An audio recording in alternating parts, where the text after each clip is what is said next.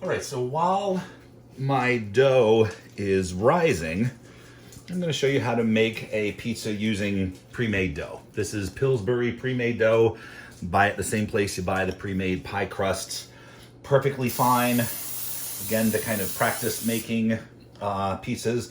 I have a whole cookie sheet that I've put tinfoil down. It's going to make cleanup much easier.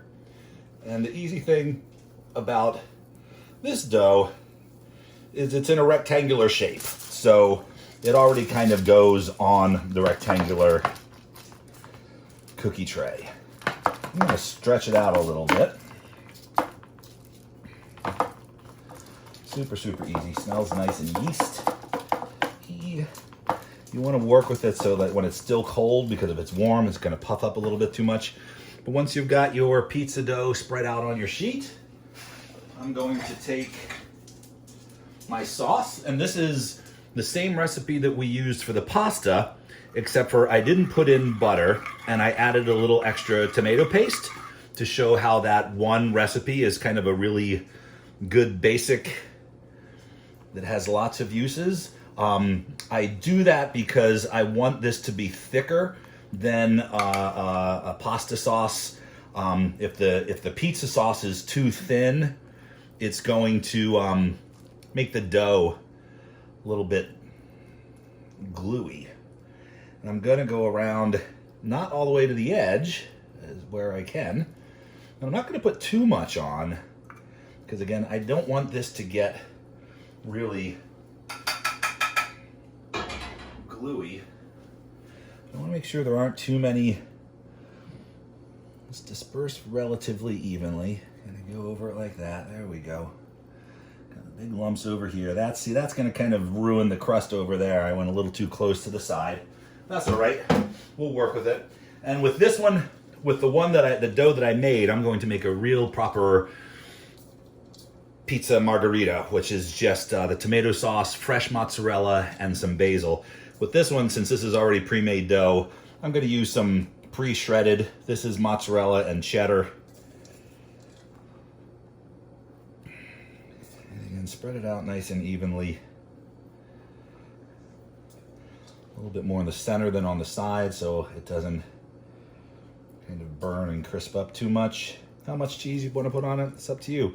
You could sprinkle some Parmesan if you wanted. Pizzas are really, design them the way you want to. You're eating it. And then I thought I was in the mood for a meat lover's pizza, so I'm going to put a little bit of my salamis.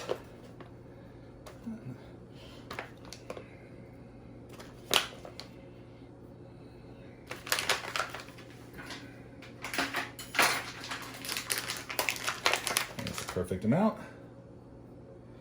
I'm preheating while I'm doing this. You should hear a buzz in a couple seconds. Preheating the oven. And what I'm going to do is I'm going to sprinkle a little bit. I have some thyme. I'm just going to take a pinchful and just sprinkle it all over. I'm going to sprinkle it from up high. Let me do it from this side so you can actually see it happening. I don't want to be way down here because then you end up with little lumps. This way it kind of spreads a little bit more easily. And I'm going to sprinkle, get my hand in there, a little bit of salt. Again, it should be snowing down on the pizza. You don't want it to be down here making lumps. And then a little drizzle of some nice olive oil. And again, you could put anything you want on here. If you wanted to do pineapple and ham, go for it.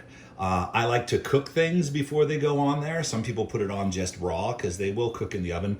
But if you put something like mushrooms raw on the pizza, it's going to render a lot of water, and then the pizza is going to be really, it can be really wet. So that's my pizza. I'm going to pop it in the oven at 400 degrees for about 15 minutes, and then I'll show you how it comes out.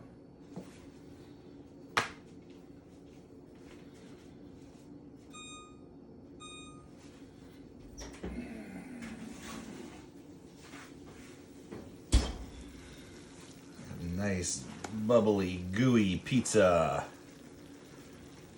Got that in there. You probably can hear that. Those little pepperonis bubbling away. So that was in for about 15 minutes. Could have maybe flipped it around in the oven about halfway through. This side got a little bit dark, but I was busy listening to music. So I'm going to let that cool off for a couple minutes before I slice into it, let everything kind of rest together, and then that will be my lunch. And I will show you how to make the hand-rolled dough as soon as that's ready.